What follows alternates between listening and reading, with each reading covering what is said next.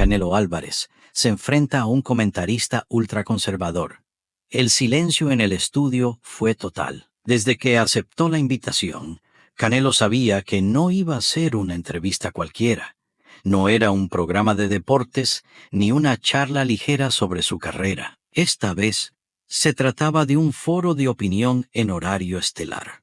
Un espacio donde se hablaba de política, de sociedad, de lo que está bien y lo que está mal según ciertos sectores que nunca han pisado el barrio. Canelo no buscaba meterse en debates.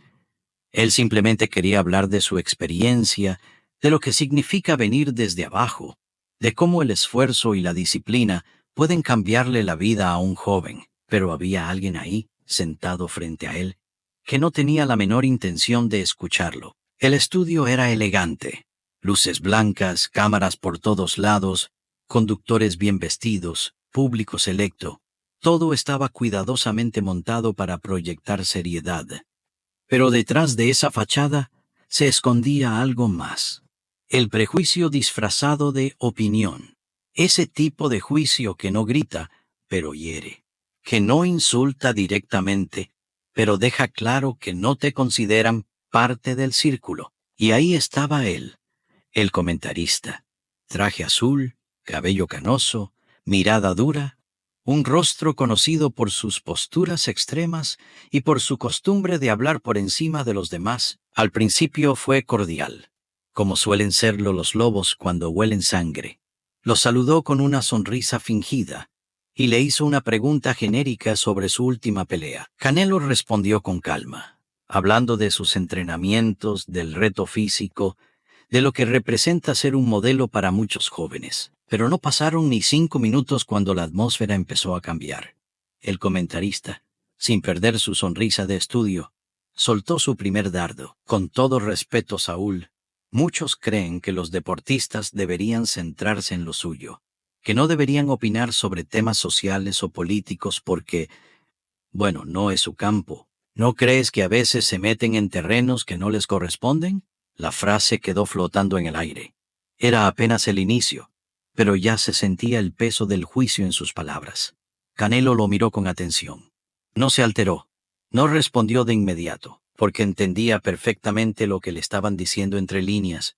Tú, por ser boxeador, no tienes derecho a pensar diferente. Pero lo más duro no fue la pregunta.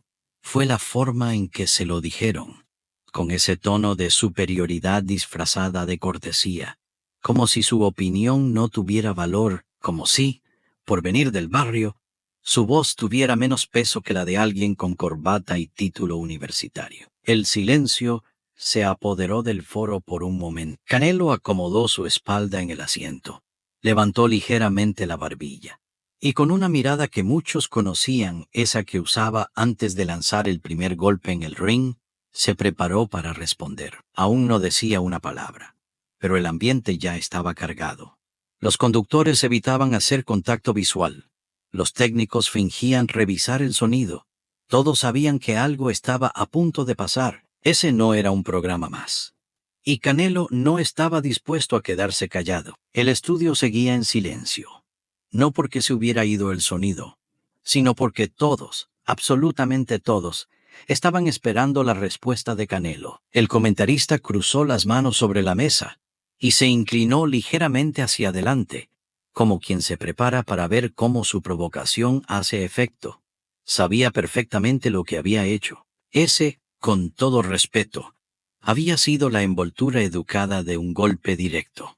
Un golpe que no iba a dejar moretón, pero sí una marca mucho más profunda. Canelo lo miró sin parpadear. Podía sentir cómo sus latidos se aceleraban, no por miedo, sino por ese viejo impulso de defender lo que es justo. Años atrás, en los barrios de Jalisco, ya había escuchado ese mismo tipo de desprecio. Esa misma forma de hablar que intenta reducir a una persona a su origen. Lo había vivido desde que era niño, y sabía que, si no respondía ahora, si permitía que esa idea se quedara flotando sin contradecirla, no solo estaría fallándose a sí mismo, sino a millones que se han sentido igual. Y sin levantar la voz, sin perder el control, soltó la primera frase. ¿Tú crees que por ser boxeador no tengo derecho a opinar sobre lo que vivo, lo que veo, lo que siento? El comentarista confiado esbozó una sonrisa. No se trata de eso, Saúl. Pero hay espacios. Hay personas preparadas para ciertos temas. Tú inspiras a la gente, sí. Pero eso no significa que tengas que opinar de todo. Canelo respiró hondo. No quería gritar. No quería caer en su juego. Pero la sangre le hervía por dentro, porque esa frase escondía algo más grande. El viejo mensaje de siempre. Tú no perteneces aquí. Y entonces, con más fuerza en la mirada que en la voz, respondió: Mira, yo vengo de un lugar donde nadie te da nada, donde si no hablas, te pisan, donde si no te haces escuchar, te borran. Yo aprendí a defenderme con los puños, pero también con las palabras, porque no todo se resuelve a golpes. Y lo que más necesita este país es que los que sí conocemos la calle también tengamos voz, porque tú hablas desde tu silla cómoda. Yo hablo desde el barrio, y lo que se vive allá no lo dicen tus estadísticas.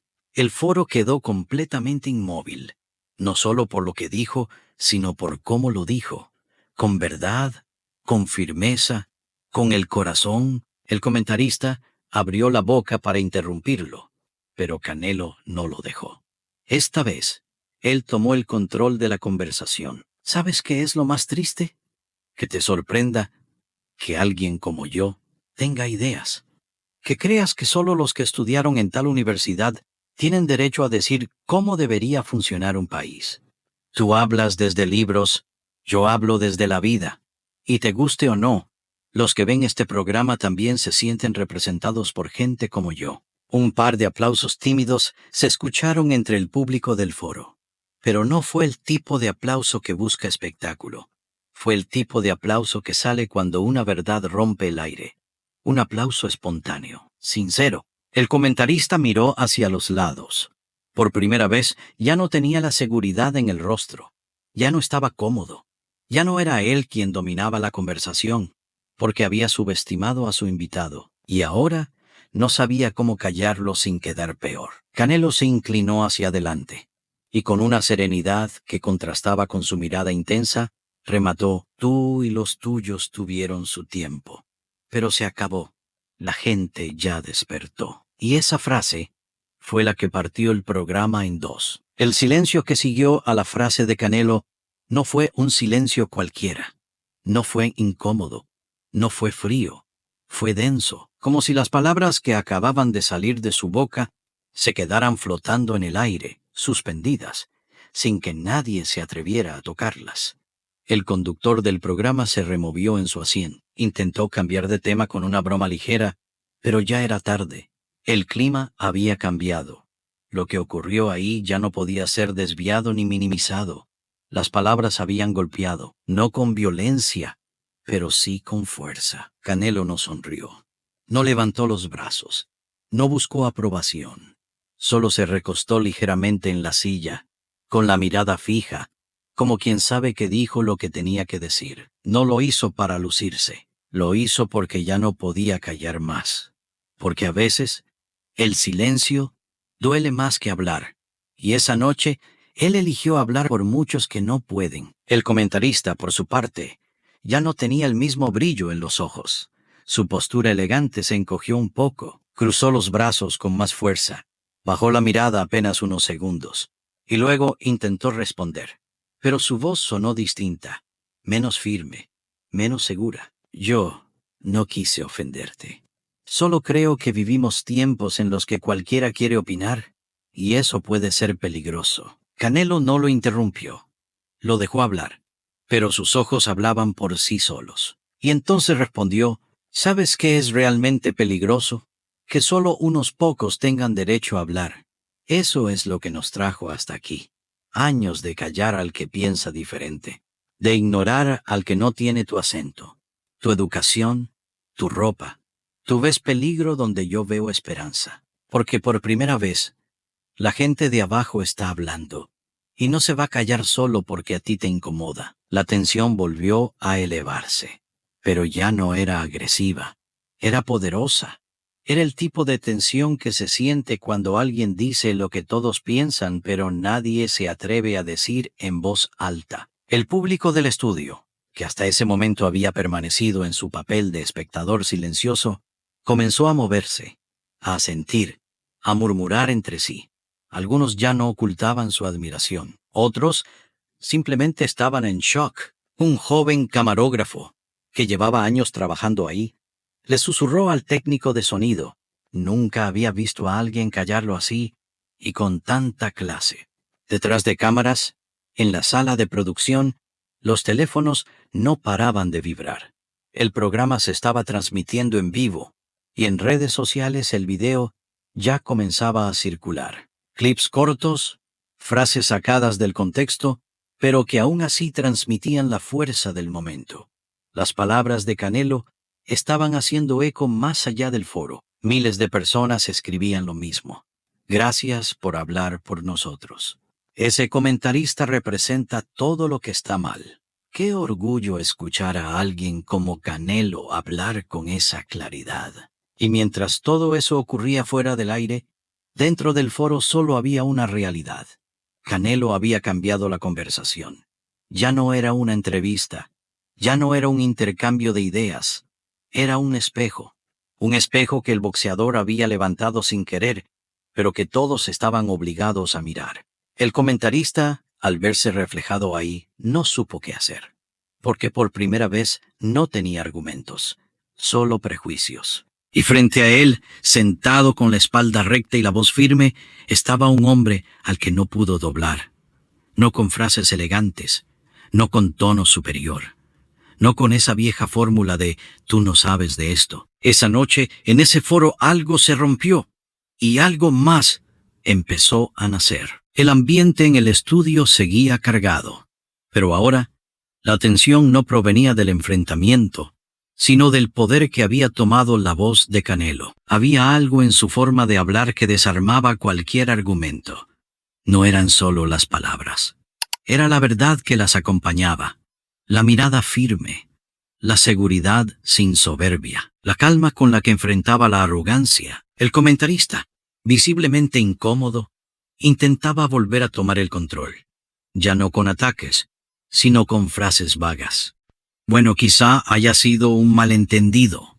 A veces uno se expresa mal, pero aquí estamos para dialogar. Pero el público ya no le creía, porque el malentendido no había sido una palabra mal elegida, sino una idea muy clara disfrazada de cortesía. Lo que molestaba no era lo que dijo, sino lo que pensaba, y eso ya no podía ocultarse. Canelo lo sabía. Por eso no cayó en la trampa del todo bien. No suavizó sus palabras, no retrocedió. Habló con más fuerza, no con agresividad, sino con verdad. ¿Sabes cuál es el problema? Que ustedes llevan años creyendo que la gente necesita permiso para tener voz. Que si alguien no piensa como tú, está equivocado. Que si alguien no estudió en las mismas escuelas, no puede opinar. Pero el país cambió. Ya no somos los mismos. Y tú tampoco deberías serlo. Un silencio espeso se apoderó de la sala. El tipo de silencio que ya no es incomodidad, es respeto. Porque incluso quienes no estaban de acuerdo con él, sabían que estaba diciendo algo grande, algo que tocaba más allá de un debate. Era una verdad que había estado oculta por mucho tiempo, esperando que alguien la dijera así, sin miedo. Uno de los asistentes al programa, un hombre mayor, serio, de esos que usualmente aplauden cada frase del comentarista, asintió lentamente con la cabeza. No dijo nada, pero su gesto fue claro. Ese día, algo se había quebrado dentro de muchos. Detrás de cámaras, los productores discutían si debían cortar el segmento. Un ejecutivo del canal, nervioso, preguntó, ¿esto no se nos está saliendo de las manos? Pero otro respondió con firmeza, no, esto es lo mejor que hemos transmitido en años, porque la televisión no estaba mostrando una pelea, estaba mostrando un cambio, un momento donde la figura del experto era puesta en duda por alguien que no venía con títulos, pero sí con cicatrices. Alguien que no tenía un doctorado, pero sí una historia. Alguien que no aprendió a hablar, sino a decir, Y mientras todo eso ocurría, el comentarista solo podía observar. Su expresión ya no era desafiante.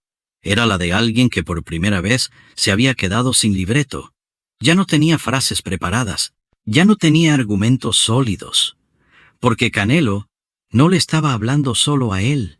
Le estaba hablando a todos los que, como él, alguna vez pensaron que la voz de un boxeador vale menos que la de un analista político. Canelo no necesitó levantar la voz. No necesitó golpear la mesa. No hizo gestos exagerados ni buscó aplausos.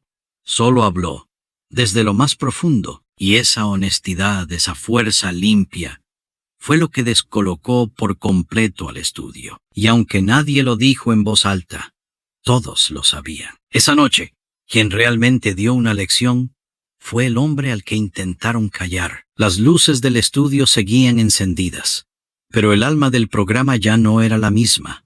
Lo que había comenzado como una simple entrevista se había transformado en un evento imposible de ignorar. Canelo Álvarez había dicho lo que muchos pensaban, y nadie se atrevía a expresar frente a una cámara. Y lo había hecho sin odio, sin insultos, sin perder el control, solo con la fuerza de la verdad. Cuando el programa llegó a su fin, el conductor cerró con una frase neutra, intentando ponerle un tono de normalidad a algo que, evidentemente, no lo era. Las cámaras se apagaron, pero nadie se levantó de inmediato. Algunos técnicos se quedaron parados, en silencio. El comentarista, aún en su silla, parecía estar procesando lo que acababa de vivir. Había subestimado a su invitado. Lo había retado como si fuera solo un boxeador más, sin imaginar que esa noche recibiría el golpe más contundente de su carrera. Canelo, por su parte, se levantó con tranquilidad. Saludó al equipo de producción con educación, como si no acabara de dejar una huella imborrable en ese estudio. Caminó hacia la salida con paso firme, sin mirar atrás. No necesitaba que nadie lo felicitara. Sabía que lo que había dicho no era solo por él, sino por todos los que han sido silenciados, juzgados o excluidos por no encajar en los moldes de siempre. Minutos después, el video del momento ya estaba en redes. Una usuaria lo subió con el título: Canelo le cierra la boca al comentarista más arrogante del país. Otro fragmento, aún más viral, mostraba solo la frase que partió el debate en dos: su tiempo se acabó, la gente ya despertó. En menos de una hora, el clip tenía miles de reproducciones. En 3 horas, eran millones. Los comentarios se desbordaban.